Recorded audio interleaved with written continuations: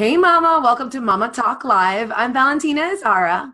And I'm Molly Ann Luna, and this is where All American Mama sits down with Latina Mamacita to discuss all topics relevant to motherhood. That's right. So grab your latte or your cafecito because it's about to go down. We know you wear a million hats, mama. So let's get going. I'm so excited for today's topic. We're talking about how to get your kids to behave, the subtle language shifts that you need to be implementing that become kind of like a magic wand. Yes, yes. And I'm learning these by these as we go along because I'm going to be completely straight up with you, mama. Right now, so I have two children, a son who's 9 years old, almost 10, and then another 10-month-old. So obviously, I think all of us realize when we get to motherhood that it's not as easy as we thought it was going to be. Why didn't they give me a handbook when I left the hospital, Valentina? Exactly. Right? Like the whole handbook. We thought, I don't know, at least for myself, I thought it was going to be so self-explanatory. And I had this idea in my head I was going to be so good as a mom and I was going to have everything figured out. And then lo and behold, it's not so easy navigating the waters of motherhood. So basically this year, my son has been starting to become a little bit rebellious. And I came from a very strict household. And, in my upbringing, I guess when I was a child, I didn't have a problem with following directions, I guess, I've always been outspoken. It's always been part of my personality. But at the end of the day, I just sort of always respected authority. But my son this year, for particular reasons, has had a little bit of an issue with that. And so we've started seeing these family therapists, I guess if you may call them that. And they're experts in terms of behavior, helping families deal with behavior issues and stuff like that with kids. And I've gotten a lot of insight by going to them. And so, some of the things that I've learned are things that we want to pass on to you because I think they helped the way that we operate and the way that we talk at home now. And so hopefully if you guys are also navigating some rebellious waters in your family, maybe it can also help you guys. Yeah, mama, take notes because you're going to want to write these little suggestions down. And also make sure that you share this video with a mama that you know because we could all use a little bit more help in navigating ways to help our kiddos behave.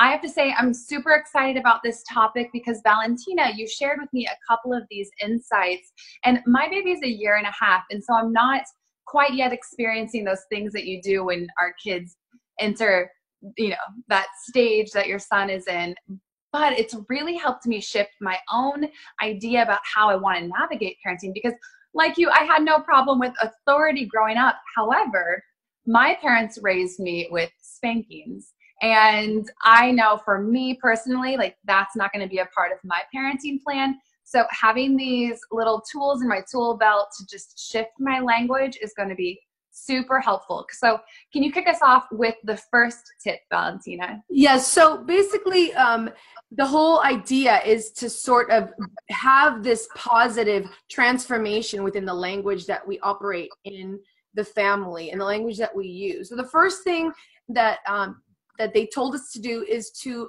compliment our children at least 3 to 5 times an hour. At least 3 to 5 times an hour, which is a lot. Let me tell you, mostly when you feel like your kid must not behaving in the most appropriate way. But you have to find things that they're doing because you're trying to sort of shift the focus from the negative, always the nagging and the complaining, the things that they're not doing right.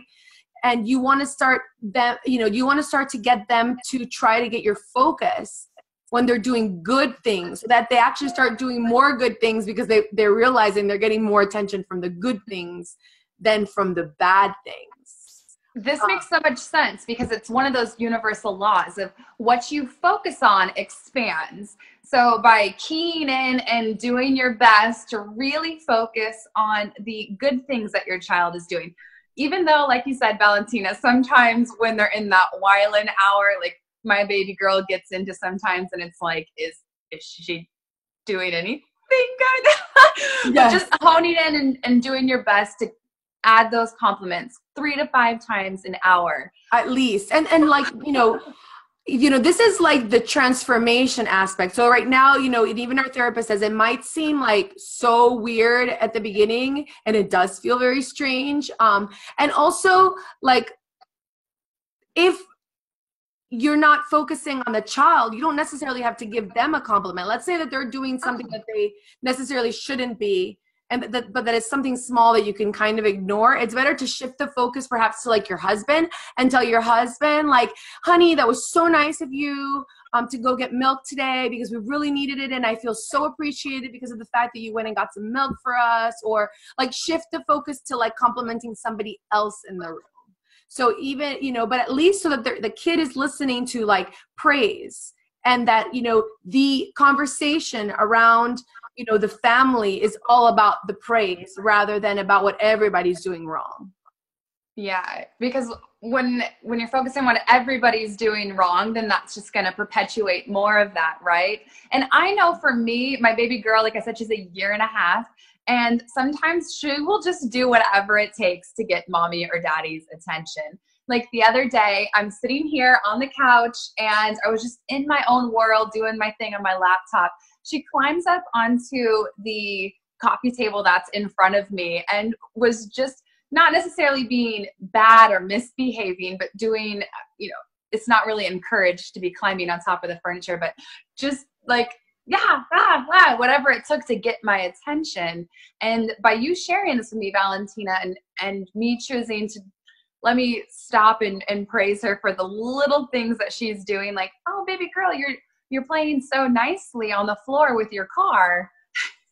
I'm hoping that doing enough of that will encourage her to implement the behavior I want and not so much the other one.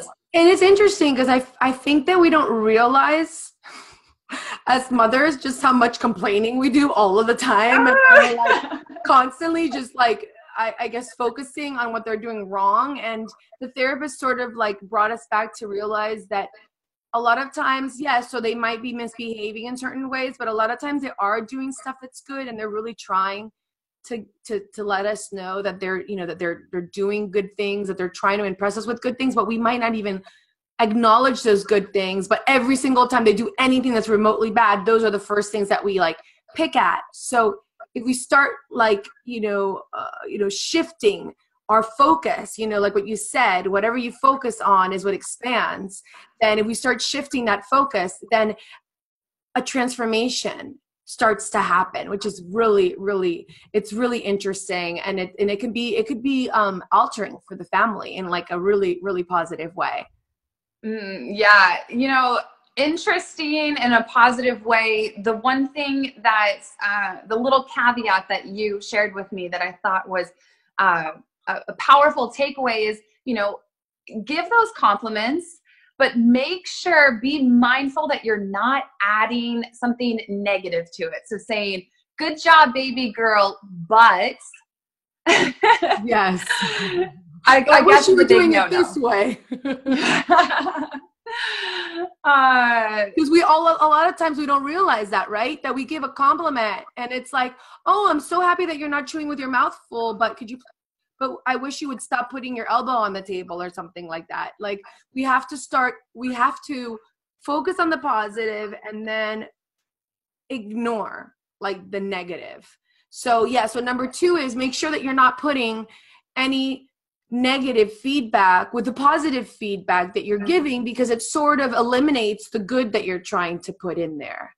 Yeah, eliminates the good that you're trying to put in there. And I think it sends a little bit of a mixed signal, right? Because just as I always go back to universal law, but just as in universal law, like the universe does not hear no. You only hear the piece that comes afterwards. So if you're saying don't put your elbow on the table, all your child is going to hear is elbow on the table, got attention. That's interesting. That's interesting that you said that. I have to think about that.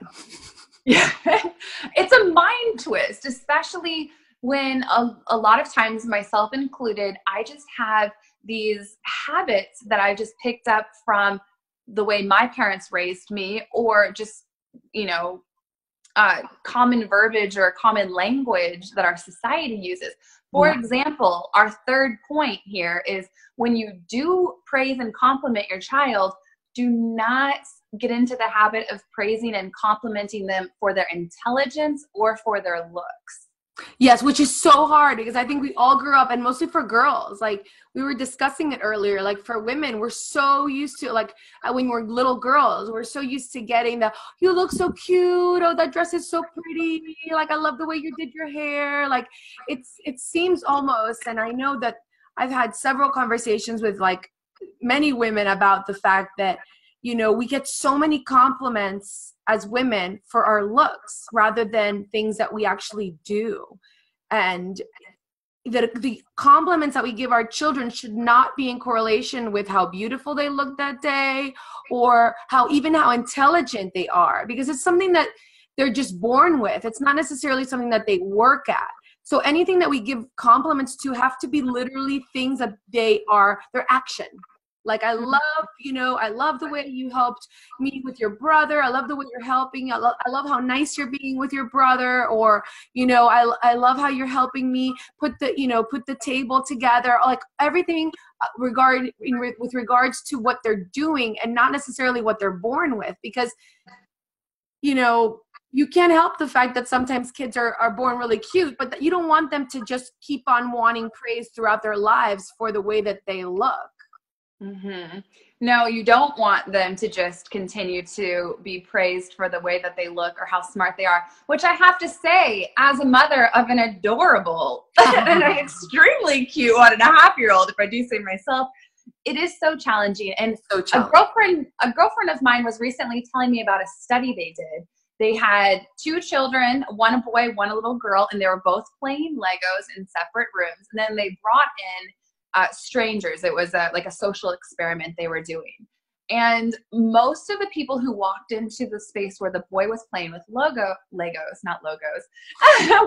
Legos, had said something, had engaged with him about how creative he was being, about how smart he was, about the project itself, the thing that he was doing. Whereas the people that walked into the room with the little girl playing with Legos, the first thing was, oh, you're so cute. Aren't you pretty? Aren't you adorable? How adorable is your dress? And just immediately tied it to her physical exterior or appearance versus her creativity and what it was she was building and doing in the moment. Yes. And it's incredible that you say that, because I do see that happening a lot. And however, I feel that because we're mothers, if we become conscious of this, like as, you know, as mothers, and we shift that dialogue with our daughters and our nieces, and we start focusing on the things that they do,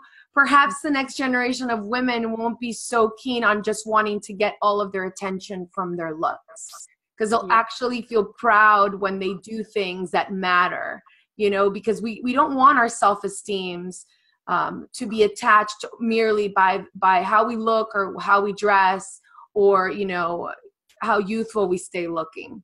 We want to feel proud of ourselves, right, Molly, for like the things that we accomplish and the things that we take effort in doing. We do want to feel proud of ourselves. And that's not to say to never give a compliment to your child and try to help instill that self-esteem and that self-love with them, but just being very mindful that it's not always your go-to default compliment. Yes, exactly. Exactly. Very good point that you said there, Molly. It doesn't mean that you're not going to tell your son or your daughter that they're beautiful. You know, they should feel that they're innately beautiful within, inside and out. But like you said, just knowing that it's not your go-to compliment for your child, you know, praising them merely on their intelligence or on their looks. Yes, very good point. Thanks for clarifying that, actually. Yes, and to clarify things a little bit further, it ties into our next bullet point, which is a simple language shift of being mindful of, instead of saying the phrase, I'm so proud of you, start trying to use simple language like, you should be so proud of yourself, to really encourage your child to take ownership for the amazing things that they're creating, doing, and the way that they're being. Yes, and when you shift that, it's interesting because if you analyze it, you're shifting the sentence from "I feel so proud of you" to "You must be so proud of yourself for doing this." You're actually getting rid of that need for validation. Yes, that need for validation, because in essence, at the very end of the day, we want our children to grow up into beings who are good within themselves and that don't need other people's validation when they do things. Yes, we want obviously people that are good citizens, that take other people into consideration, but we want them to have that sense of self-validation, that sense of knowing when they're doing something good, for themselves and for others. And we don't want them to be stuck at always needing our approval for things. Although it feels good, it absolutely feels good when somebody acknowledges the work that you're doing. I have to tell you that since you brought this point on to me and you shared this insight with me in one of our personal success coaching or success morning calls that we do, I told my husband, who was like, "Oh, I just built my new website for marketing for mamas," and he's looking at it and he's like, "Oh, babe," he's like, "You should be so proud of yourself." And that was the first time I had actually heard it phrased in that way. And I have to tell you, within my own self for a second, it just made me sit up a little bit straighter and go, am I proud of myself? I am proud of myself. Yeah. And it gave me the opportunity to validate myself. And then, of course, he followed it. He's like, "But just so you know," he's like, "I'm proud of you too." Oh, I love it. I love that. I love that so much. But it's so true how at the end of the day, when we feel proud of ourselves, I think when we do things merely for other people's approval, it's not the same as when we truly, not as satisfying, is it? As when we truly bask in the thing that we've put all our effort and all our love and all our hard work in. And then afterwards we're like, yeah, I feel good about myself. I feel like I accomplished something. So we want our children to also feel the same way. And it's interesting how many times we actually say this, or we've been trained to say, I'm so proud of you, I'm so proud of you. But in reality, how just that little tweak can make such a difference for them and for their future. Mm-hmm. I really hope that our children will think for their future selves of constantly seeking that internal validation and feeling confident in self-love and giving themselves their permission to fully love who they are. Yes, absolutely. And the last bullet point that we wanted to share with you guys is when you're giving an order, like when you're creating a directive format of something that you want your child to do, make sure that you're also incorporating directions of things that they want to do or things that they like to do. That, because if you only order them to do things that they might not necessarily be keen and excited about, then you're giving how do you say, help me out here, Molly. I've lost.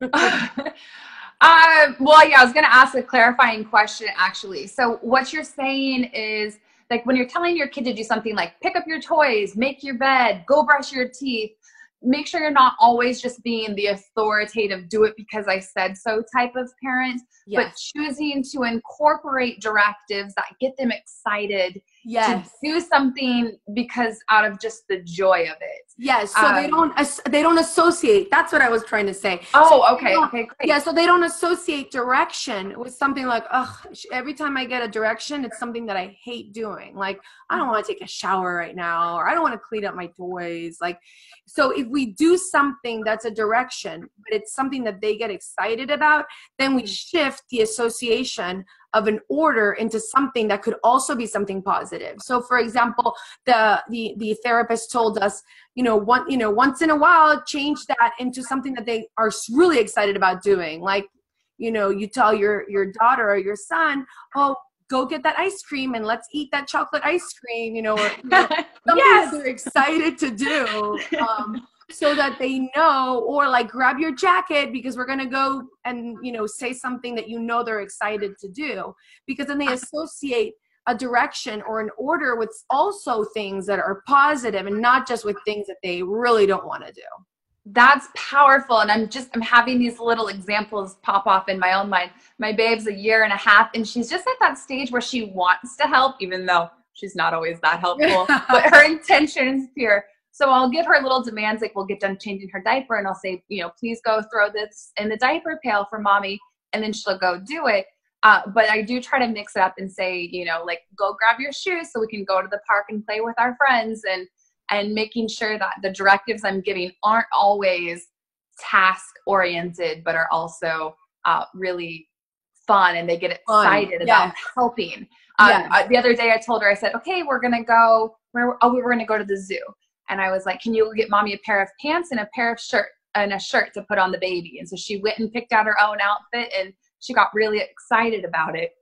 The outfit didn't look that great, but I think that it gave her a sense of accomplishment, and it was something she was excited and looking forward to doing. Yes, absolutely. Absolutely. Now, Mama, I know that you might be thinking to yourself right now, how in the world is this going to be helping me to get my kid to behave? But I have seen, since we started incorporating this, and I would say it hasn't been that long. It's been, what, 2 or 3 weeks, Molly, since I spoke to you about this. It has created like a small shift within our family. And I would say one of the first things that it's created has been a sense of positive language and reinforcement within us. And it's great because I get compliments from my husband way more like this. But he also gets that positive language from me, and like things that I say to him that also make him feel good, because I feel a lot of times we're so focused on like what our husbands and what our children don't do right that we forget what they do right. And when we are constantly telling them what we like, they do more of it, because they're like, oh, wow, she really likes when I do that, you know, for both your husband. So it's like a training for your husband and for your children. This is a way to save your marriage, and well, maybe not just save it, but way to really strengthen your bond in your marriage. Yes. And also your trust and a relationship with your kiddos. That is such great advice, Valentina. Thank you so much for bringing this topic up for us today. Yeah, and I hope, Mama, that that it helps you out. We would love to know, by the way, if you when you start incorporating these things, like how they worked for you, and how if they start shifting the dynamic at home. So, let us know on the comments below, and share with any friend that you think, might have a kid who's being a little bit rebellious and who might need these tips as well. Yes, invite that friend to use some of these magic language words to shift that behavior. And Mama, we'll see you here next Tuesday. We're here every single Tuesday for a fresh new episode. And in the meantime, you can catch I guess you could catch Valentina over at Mamas con Ganas. And yes, of course, yes, and you can catch Molly at Mindful Mamas TV. You see, Mindful Mamas TV. We both promote one another. That's how much we love each other. We do. That's right. Okay, Mama. See you next week. See you next week. Mwah. Mwah.